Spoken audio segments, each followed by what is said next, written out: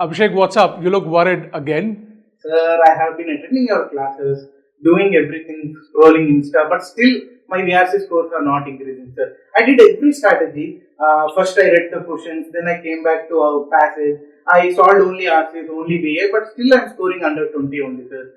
I followed many influencers also, still I am scoring under 20 only, sir. Okay. I don't know what to do. Okay, so a couple of things before I tell you your solution. One, you say you're attending all my classes, but I don't know if you're listening to everything that I say.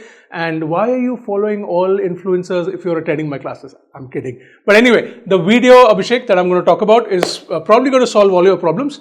I'm going to give strategies by score band. So these are not like general blanket strategies. They are according to your specific score band. So let's say if you are saying that you're around 20, so maybe this one. So these strategies will help you to get to the next band. If somebody's at 28 to 38, it will help them to get to 39 to 48. We'll talk about that. Perfect. Thank you, sir. All right, so let's try to solve Abhishek and hopefully your problems with VRC as well. As I said earlier, this video is going to talk about VRC strategies by different score bands. So these are not blanket strategies for VRC. These are very specific customized strategies for each score band. So you have to, of course, you know which score band you're currently in. You can use those strategies and that will help you to get to the next band. Let's get started. Okay, so before that, how do you use this information? So a couple of quick points here, just keep that in mind. Pick a band based on your average VRC mock score. Okay, so whatever your average VRC mock score is currently, you can probably look at the last 5 mocks, considering that we're in October, look at the last 5 mocks, figure out your average VRC mock score. I'm sure you're tracking that. If you're not, you should. So, open your Google Sheet, wherever you track it, figure out your average mock score and pick a band based on that. The other thing is a number of strategies. I'm going to discuss a number of strategies in this video. Okay, with any new strategy that you're trying, right, in VRC or in any section, at least try it for 2 mocks before finalizing it. Okay, you need to sort of try it at least for a couple of mocks. I'm saying 2 mocks because now we're in October. We have about less than a month and a half remaining. So at least try it in 2 mocks. If it works in those 2 mocks, then you can look at finalizing it. Okay. Okay, so before I jump into band specific strategies, I wanted to take a minute to discuss risk levels because I'm going to talk about this throughout the bands in many strategies that are discussed. So let me just quickly clarify that. See, when it comes to your risk level, right, I often have this discussion with my students, right? I mean, what is the risk level? What is your risk appetite in VRC? Do you mark an answer when you're 90% sure? Do you mark an answer when you're 50% sure, right? So this is very important. See, your risk, people, should always be directly proportional to your competency. Okay, this is very important for you to understand. You can apply this across sections. So it's very simple. If your competency in a particular section is high, and let me just stick to VRC. If your competency in VRC is high, your risk can also be high. If your competency in VRC is medium, your risk level should be medium. If your competency is low, your risk level should be low. It should be directly proportional. It's as simple as that. And it makes a lot of sense. See, if your competency is high, the odds are in your favor. Okay, your instincts, your intuition will work because they've been sharpened by your skill. So you can take high risk. High again doesn't mean 50-50. We'll talk about that. But high competency, you can take high risk because the odds are in your favor. Similarly, if your competency is low, the odds are not in your favor. Your intuition is not sharp enough for you to take a high amount of risk. So your risk level should be low. Of course, I'll quantify it later, but this is one principle that I want you to keep in mind across sections. And your competency should be evaluated for each section separately. So your competency and your risk evaluated for each section separately. Okay, so apply this for DLR and Quant. I'll stick to VRC as I said. Figure out your competency and then decide your risk level. This point is extremely important. It's a point that's dear to my heart, and I say this again and again to students. See, unfortunately, you must have gotten gyan from somewhere. Okay, I'm not dissing anyone. Of course, there are great VRC teachers, but there are not so great VRC influencers as well, right? And unfortunately, sometimes they don't give great advice. Now, this whole strategy of going wild in VRC and forcing yourself to attempt a lot of questions, like, okay, you know what, VRC 24 questions, I'm going to attempt 22 questions. I'm going to throw darts in the dark, and I'm going to hope to God that they land somewhere and I score a great score. That's sheer gamble. It's not going to work, and I don't understand the logic behind this strategy, and it happens a lot for VRC. that, oh, VRC is subjective, there's a lot of ambiguity, so you have to attempt a lot of questions. That is complete crap. It is not subjective. Okay, maybe one question in 1 year can turn out to be subjective. I accept that. But by and large, this section is not subjective. Okay. So this whole strategy of going wild and attempting a lot of questions irrespective of your competency will either get you a single digit score or at worst will land you negative and affect your overall percentile. Please don't do that. Okay. So irrespective of your competency, don't go wild and attempt all questions. Okay. So if you have a high competency, you can take high risk, but that also has to be moderated. Now, if you have your competency is medium or low, definitely don't throw darts in the dark. Moderate your risk levels appropriately and according to your competency. That's very important. So please keep that in mind. All right. Okay. Now that said, let's move to your first band, which is less than 50. Okay. So if you're less than equal to 15 right now, if your average mock score in VRC is less than equal to 15, your theme is accuracy first. Okay, that's the thing that I want you to keep in mind. Now, all the points are aligned to that. So the first thing is a zero error approach. It's a very interesting approach, okay, and you should definitely try this in at least your next couple of mocks and see if that works for you. Let's say you're stuck in a single digit score or a score which is less than equal to 15. In the next couple of mocks, try a zero error approach. Now, what does that mean? Attempt only those questions where you're near about 90 to 95% sure or even 100% sure of getting that question right. Okay. And of course, your attempts will go down. That is the whole purpose behind this. So you might give a mock and attempt only 9 questions in VRC, and that is absolutely fine. But attempt only those questions where you're just about near about 100% sure of getting them right. So for instance, if you attempt 9 questions and let's say you get 7 of them right. Now, what is that? 21 minus 2, provided those 2 that you got wrong were MCQ, that's 19. That's automatically above 50. Or you get 8 of them right. That's 24 minus 1, 23. Fantastic. You're way above. You've already gotten into the next band. So try a zero error approach. And remember, in this case, your competency right now in VRC is low. So your risk level should be low as well. And that's why focus on a zero error mock. Try this for at least 2 mocks. And hopefully your scores will improve. And once they start improving, incrementally you can take a little bit more risk. Okay, so whenever you're increasing the risk level, we never go from, let's say, level 2 to level 7. We always go in notches, very incrementally, very slowly. But that's for later.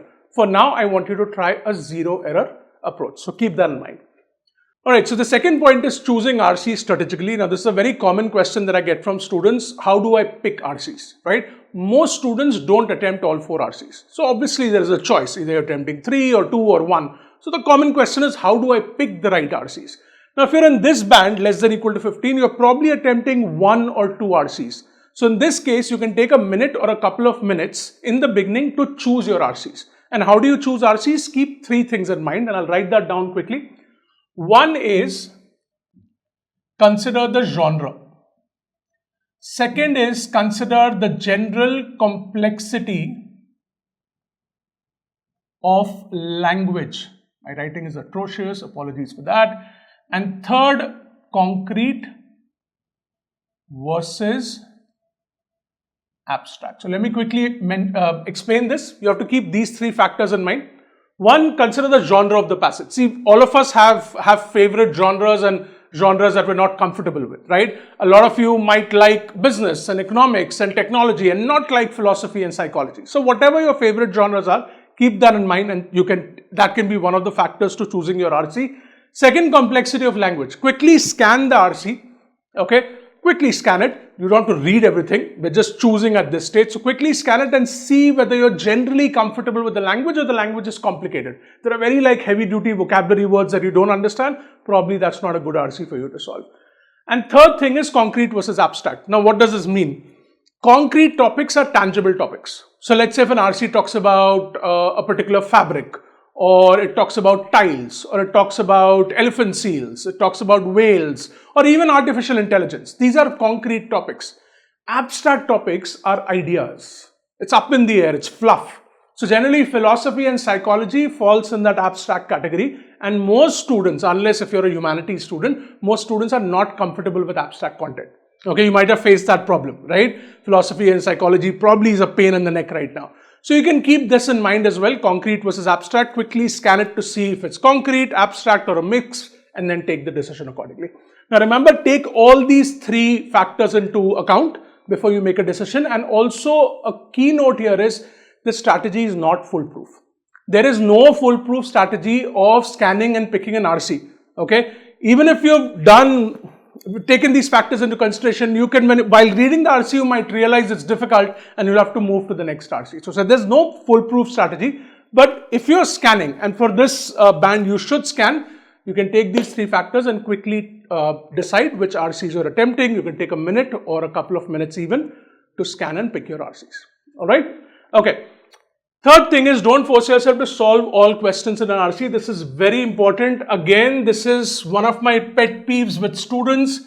Just because you have read an RC doesn't mean you force yourself to solve all the 4 questions. I get where this is coming from. You spend about 5, 6, 7 minutes to read an RC. So then you think that, oh, I've spent so much time, so I should attempt all the questions and get the max out of this RC. But then you're forcing yourself to solve difficult or very difficult questions. And generally, you'll have one question in RC which is in the difficult range. Of course, there can be exceptions, but generally, every RC has that one tricky question at least. Why are you forcing yourself to solve that? Why are you getting that -1? Right? If it's difficult, if it's very difficult, leave that question. It's okay to solve only 3 questions. In some cases, it's okay to solve only 2 questions as well, because your passage is very different from questions. And by now, I'm sure you know that the passage can be straightforward, but the questions can be complex. You must have seen innumerable examples of that till now. If you haven't solved 2024, and some of you will do PYQs and you should do PYQs as mocks, you'll realize in 2024 that was the case. The passages were very straightforward. Students got super excited and then got carried away with attempting all the questions, but the questions were very tricky. That can happen. That always happens all the time. So that's why please don't force yourself to solve all questions in an RC. Also remember, it's not just about -1. It's also about the time you're spending on a difficult question. If you spend 3.5, 4 minutes on a difficult question and get a -1, you think, oh, it's just a -1. You lost 4 minutes as well. Probably you could have gotten 2 questions correct, 2 manageable questions correct with that 4 minutes. So also consider the opportunity cost. It's not just -1. It's also the time that you wasted on that difficult question. So please, don't let your ego come in the way. Don't get married to a question, okay? And one tip that I can give you, because my ego also comes in the way, one tip that I can give you, if your ego is coming in the way and stopping you from leaving this question, mark it for review and tell yourself you'll come back later. Try that, and maybe you won't get time and then you won't be able to come back later, right? So if that's the issue with you, try this strategy. Okay, don't neglect verbal ability. Please, for the love of God, for the love of all the VRC gods in this world, quant gods and DLR gods as well, don't neglect verbal ability. Again, I don't understand why many of you have this thing in your head that I'm just going to do RCs and I'm not going to focus on verbal ability because RC is 2/3 of the exam, or verbal ability is ambiguous, or verbal ability is complex, or it's confusing. There are 8 questions in verbal ability. 2 or 3 questions will definitely turn out to be manageable, that you can get right with reasonable skill and verbal ability. Why are you leaving those manageable questions on the table? I'm not saying you spend 12 minutes on verbal ability or even 10 minutes, right? Spend 8 minutes, that's okay. But at least in those 8 minutes, go through the questions, identify the manageable ones and attempt that. Get those 6 or 9 marks. 6 marks in verbal ability is not a big deal. 2 questions will definitely turn out to be manageable, that you can get right with reasonable conceptual clarity and reasonable practice. So please don't neglect verbal ability. Decide your time. If you want to focus on RC, go for it, but at least spend 8 minutes on verbal ability and get those 2 to 3 questions right. 6 to 9 marks is a lot in VRC, and also in verbal ability, you can get these questions correct faster than an RC. The time that it takes to get like 3 marks in verbal ability, if you've picked the right questions, is much lesser than the time that it will take you to an RC to get a question correct, because in an RC, you're adding the passage reading time as well. So please don't neglect verbal ability. You still have a month and a half. You can practice to a reasonable level and then get those 6 to 9 marks. All right. Okay. So follow these strategies, right? And don't worry if you're in this band. I'm sure there is like, it's too low. I want to score more than that and cut off and all of that, but you still have a month and a half. So try these strategies, okay? and hopefully they have worked for hundreds of students in the past. I'm sure it will work for you as well. All the best, okay? And then hopefully you'll go to the next band. Okay, let's go to the next band now. Okay, let's move to the next band, which is 16 to 27. Now, the theme for this band is stabilize and build. Stabilize your scores and build further and try to go to the next band. If you're in this band, the first thing that I would suggest is you monitor your accuracy. Okay, and this also differs. How would you do this? This depends on whether you have low accuracy or high accuracy. So let me first talk about low accuracy. Now, what do I mean by low accuracy? Low accuracy right now would mean something like, let's say you have 50% accuracy in VRC. Okay, first of all, before going there, when you're calculating your accuracy in VRC, please calculate for RC and VA separately. Okay, so that data should be there with you. RC separate accuracy, VA separate accuracy, right? Now, if your accuracy is, let's say in RC is around 50% right now, that would be considered low. 60 is also considered low. I would say 70 is also considered on the lower side. An advisable accuracy is 80 plus. At least you should have 80% accuracy. So if you're in, let's say 50, 60 or 70, that's low accuracy. In that case, I would suggest you solve fewer questions and save negatives. What's happening with you is you're forcing yourself to solve a lot of questions at VRC and you're accumulating a lot of negatives. So that's why you should solve fewer questions, focus on accuracy and save negatives. Again, I'm not saying be overcautious. Don't bring your attempts down drastically, but don't force yourself to solve very difficult questions. And many of you are probably doing that. So the next 2 mocks, be conscious of that. If it's a difficult question, if you're 50-50 in a question, you don't solve that question. 50-50 is a gamble. Should be at least if not more 75%, 80% sure with your question. Only then mark it, otherwise leave it. So focus on that. If you're facing low accuracy, you save negatives and that will help you build your score. If you have high accuracy on the other hand, let's say you have an accuracy of 90% or more, then you're probably being overcautious, right? So in that case, what you can do is consider taking a bit more risk, and the operative word is bit. Please don't forget that. Don't increase it drastically. A bit more risk and solving more questions. Maybe a couple more questions than what you're currently solving. Because this indicates the fact that you're in 16 to 27 and you have a high accuracy. This might indicate that you're probably being overcautious. So here, consider taking a bit more risk, increase by a couple more questions and see if that works for you. Again, try every strategy in at least 2 mocks. Okay?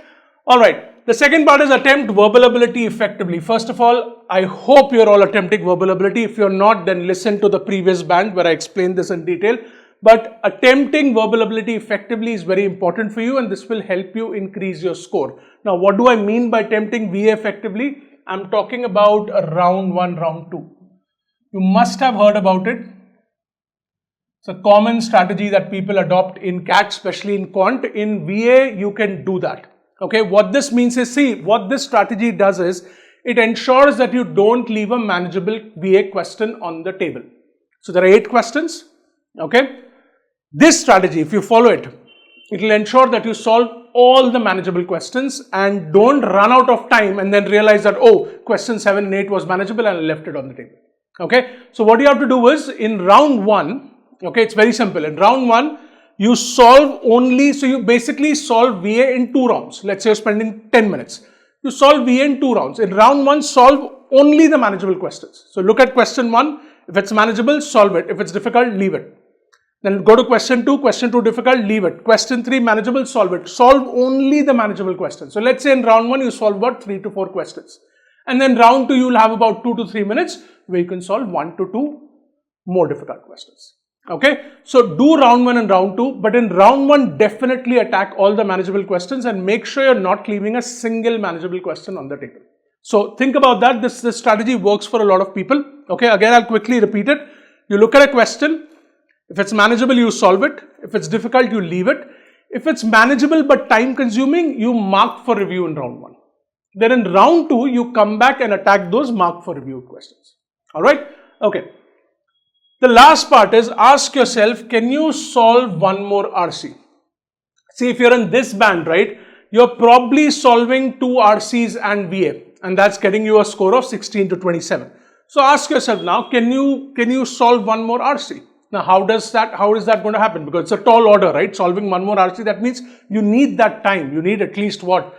8 to 9 minutes, if not more, to solve another RC. So you'll have to save time. So how do you get to that? One, you'll have to do leisure reading, okay? So one, focus on your leisure reading, okay? And I'll talk a little bit about it towards the end. This is for everyone. I know that leisure reading, the way it sounds like, it's like, this doesn't work. At this stage, I should be focusing on mocks and practice questions, but leisure reading is also very important because it builds momentum. And that momentum can help you solve that extra RC. So please do your leisure reading, okay? And at this stage, I know you have a lot to cover, but spend about 30 minutes per day, and I think that is manageable, okay? 30 minutes in one sitting. Try to read longer articles and articles that are out of your comfort zone. I'm not saying everybody should read Aeon, okay? Read whatever you're comfortable with, stretch yourself. Go beyond that comfort zone and try to read longer articles, at least 30 minutes in one sitting, whatever you're reading. This will get you that momentum, which can probably help you solve that extra RC in 1.5 months. The second point is, you can save time by leaving those difficult questions. Okay, so because you're forcing yourself to solve all 4 questions in an RC, you're spending a lot of time on those difficult questions. So leave them quickly, that time gets accumulated. This plus the momentum that you get from leisure reading can potentially help you solve another RC and then help you go to another band. Okay, try it. Let's go to the next band. So if you're in the 28 to 38 band, your theme is push to 95 percentile plus.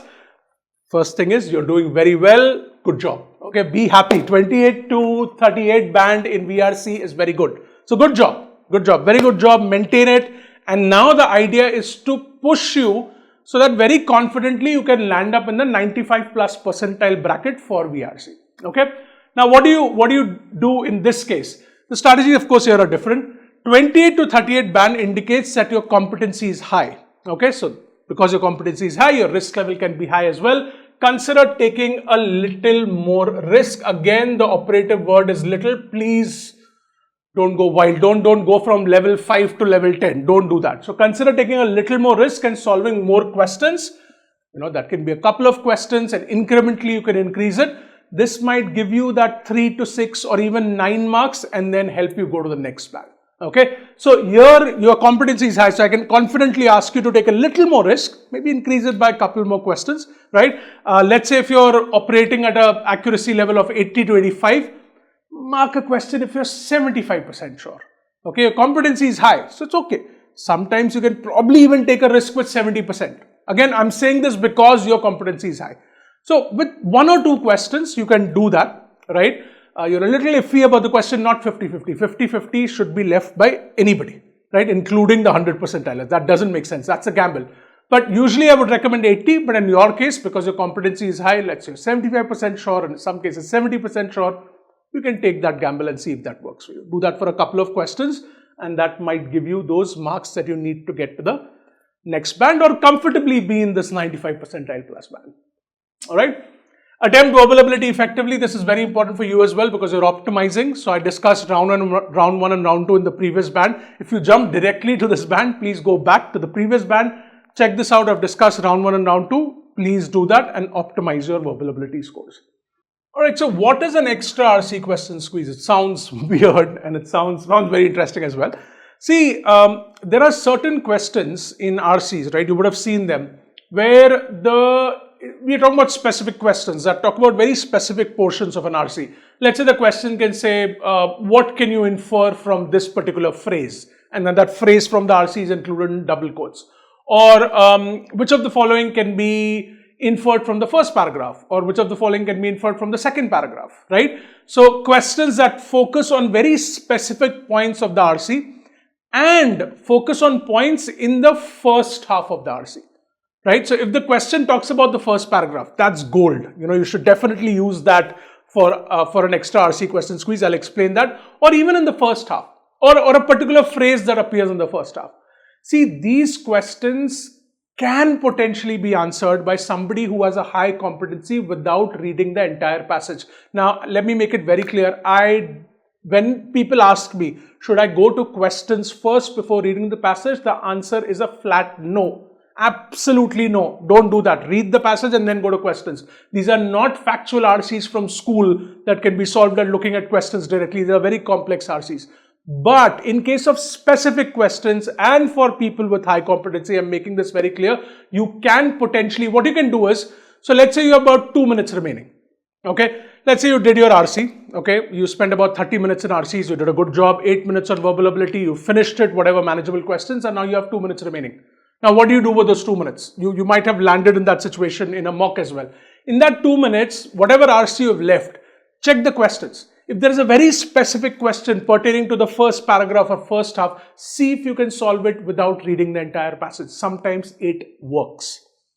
Okay, so try that. So that's what I mean by an extra RC question squeeze. If you're lucky, you'll see a question like that and you'll be able to solve it. But one thing here, please don't take a risk at all with these questions. You should be 90% sure before marking an answer. If you're not sure, please don't mark it, because remember, the odds are not in your favor. You have a high competency, but you haven't read the entire passage.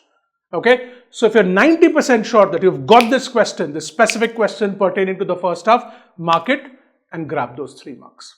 Okay, so again, very controversial strategy, but for people with high competency, try this in mocks first, try this in PYQs first. If it's working for you, you can try this in the exam as well.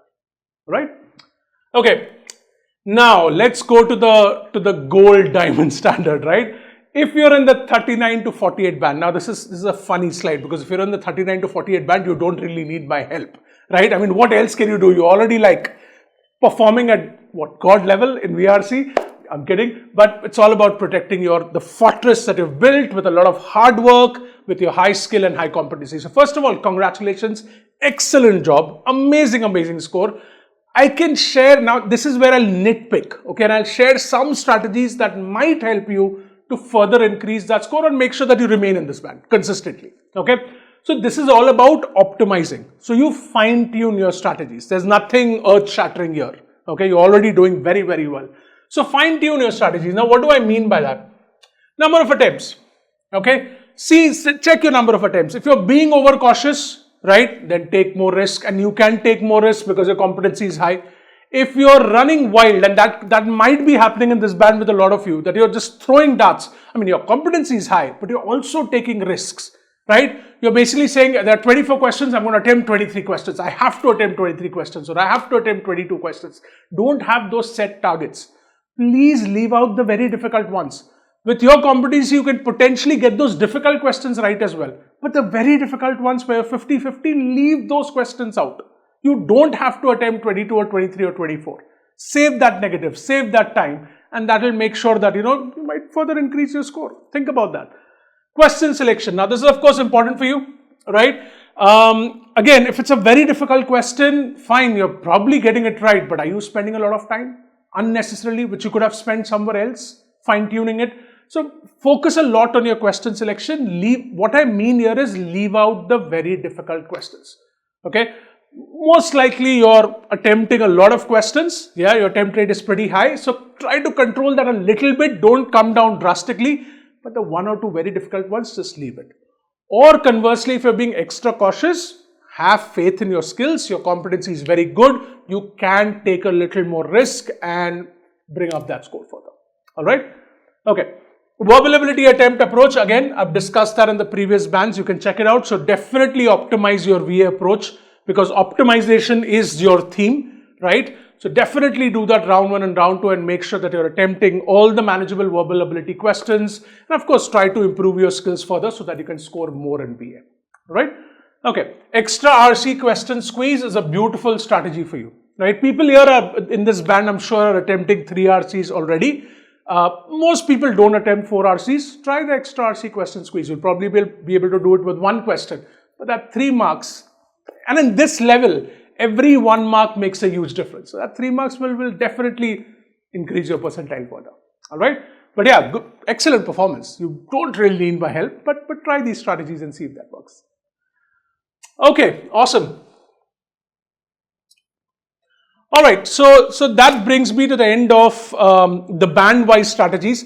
Now, before I say goodbye, just a few things for everyone, right? Folks, don't ignore leisure reading. Please don't do that. You think leisure reading doesn't work? It absolutely works. VRC is all about reading.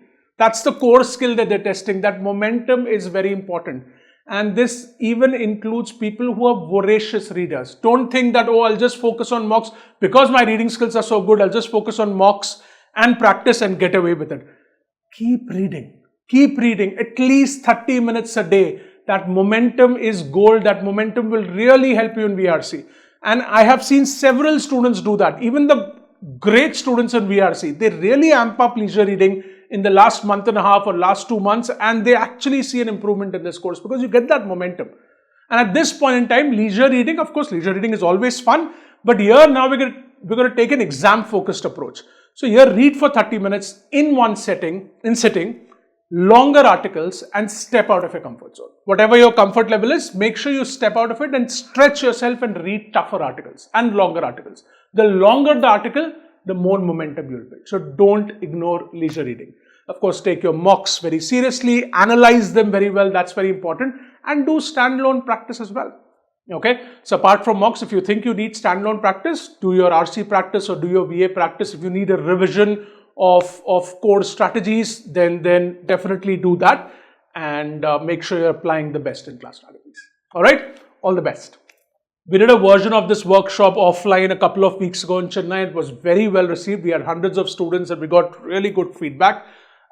It's going to be a 1.5 day online workshop. We're just basically repeating that workshop and doing it online. Coming weekend, 1.5 day, Saturday half day and Sunday full day. And this will be a complete revision of VRC, including a test. So we're going to revise RC core concepts, we're going to practice, we're going to revise verbal ability core concepts, we're going to practice, and then it will be followed by a test which will contain RC and verbal ability, followed by a detailed discussion of that.